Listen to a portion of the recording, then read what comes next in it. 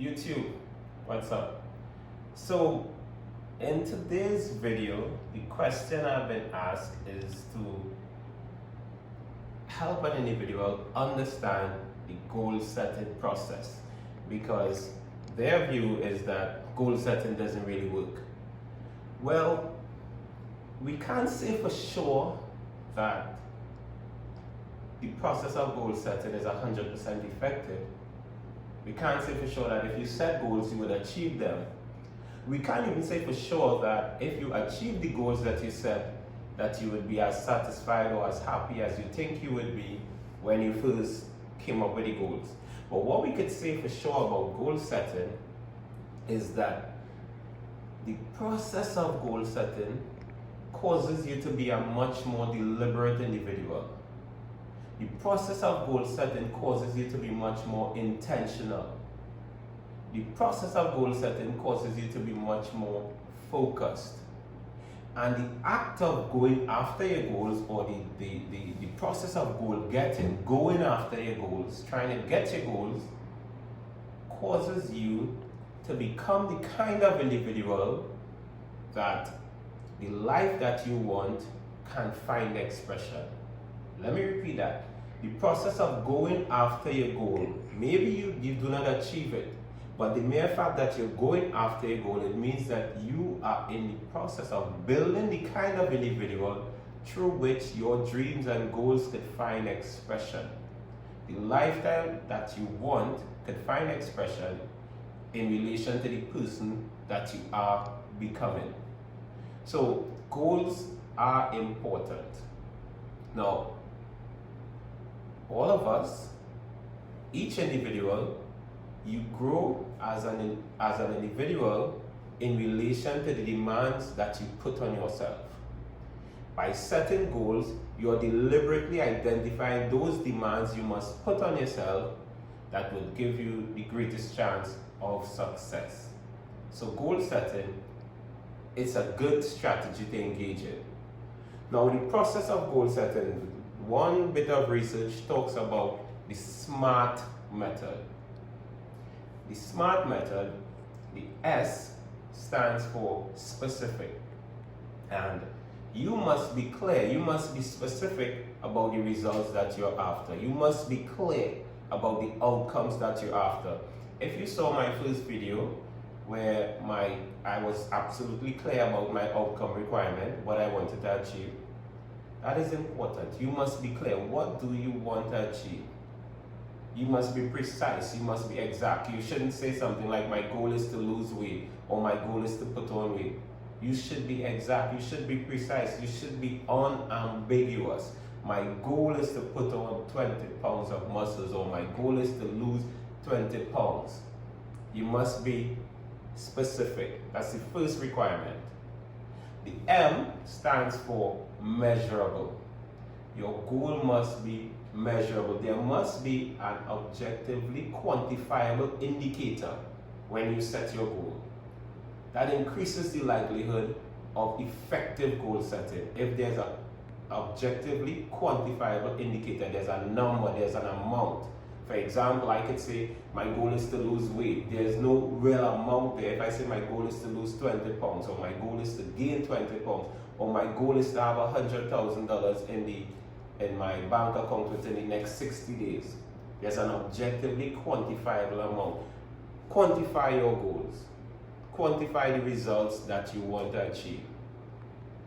For example, with my YouTube channel, I just started my YouTube channel, and I would like to have 1,000 subscribers within the next 90 days. That's quantifiable. I'm not going to say I want to have some subscribers. What's the meaning of some subscribers? I want to have 1,000 subscribers within the next 90 days. It must be measurable. The A in the SMART approach, your goal must be attainable. It must be something you can take action to achieve. I can take action. There are certain kinds of actions that I can take that would significantly increase the likelihood of me having 1,000 subscribers within the next 90 days. your goal, you must be able to take action. You must be able to use your time in a manner that significantly increases the likelihood of achieving your goal. There's this cause and effect relationship going on with everything on the planet. There are certain causes you could engage in that would allow you to get certain kinds of results. You have to identify those causes in which you must engage to achieve your goal and embark on them. Zero cause give you zero effect. Wrong cause give you wrong effect. If you identify the right causes and engage in those causes, you take the right kinds of actions, then you ensure that you increase the likelihood that your goal is in fact attainable.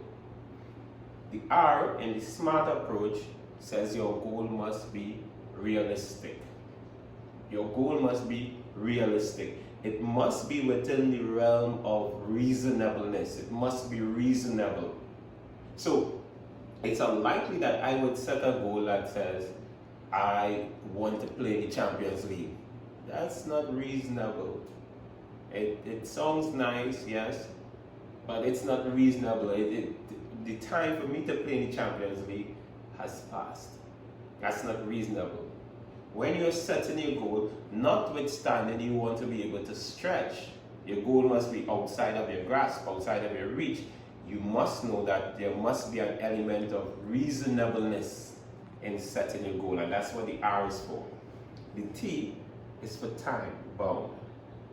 There must be a definite start date or a definite end date or a duration for your goal. So if I say my goal is to have 1,000 subscribers on YouTube, and within 5 years pass and I don't have the 1,000 subscribers that I want to have, then it's okay. I can still let myself off the hook because I didn't say when, there was no time frame.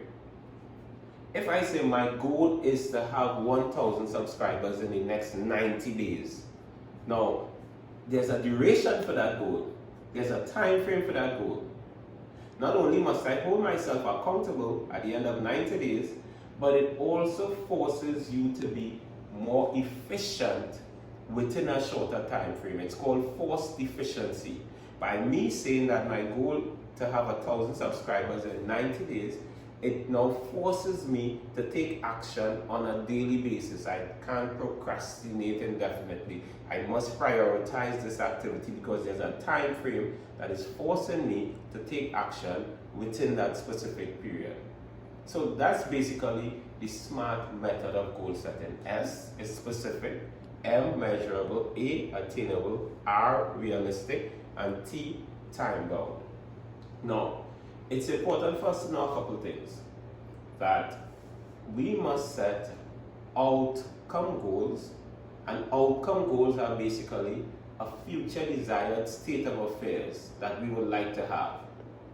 Within the next 90 days, I would like to have at least 1,000 subscribers on YouTube. That's a future desired state, and that's an outcome goal.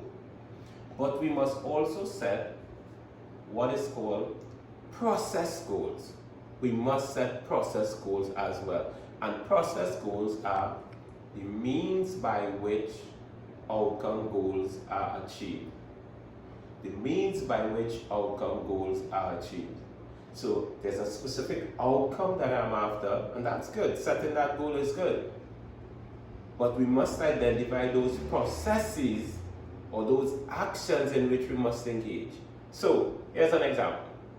My goal is to put on 20 pounds of muscles within the next 90 days. 20 pounds of muscles within the next 90 days.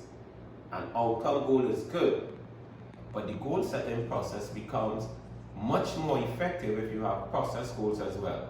So my process would be, I am going to join a gym by the end of the week.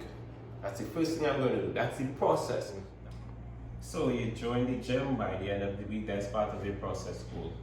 Another process goal you could set is, I would go to the gym at least 4 days a week for at least 1 hour every day and engage in resistance training. And I'll do that for the next 12 weeks. So you not only must you have your outcome goal, you must have your process goals if you really want to achieve the level of success that you say you're after. In terms of my outcome goal of having 1,000 subscribers within the next 90 days, my process goal could include I would upload no less than 2 videos per week, which would be 8 videos a month, 24 videos at the end of 90 days. At the end of a 3-month period, I'll have 24 videos up. That's a process that is likely to assist me or to support me in achieving the outcome that I'm after. So today we talked about goal setting, and we identify that it's not necessarily that your goal, you would achieve your goal, or that your goal achieving it would make you happy or satisfied. There will always be room for growth. But we identify that the person that you become in the process of going after your goal is what's important. We identify that. And we also talked about the SMART method. Be specific, measurable, actionable, realistic, and time-bound. And we also differentiated between simply setting outcome goals, I want to be a millionaire, versus setting outcome and process goals. I'm going to be a YouTube millionaire. I'm going to post videos twice a week, keep growing my subscribers, keep teaching more and more persons, and that's going to build my status. So we need process goals in addition to outcome goals. So to close this video, I'm thankful for the question that was asked. If you benefited from this video, you could just give us a like. If you're not subscribed, I would like you to subscribe now to the extent that you're into this kind of material. And of course, you could comment down below.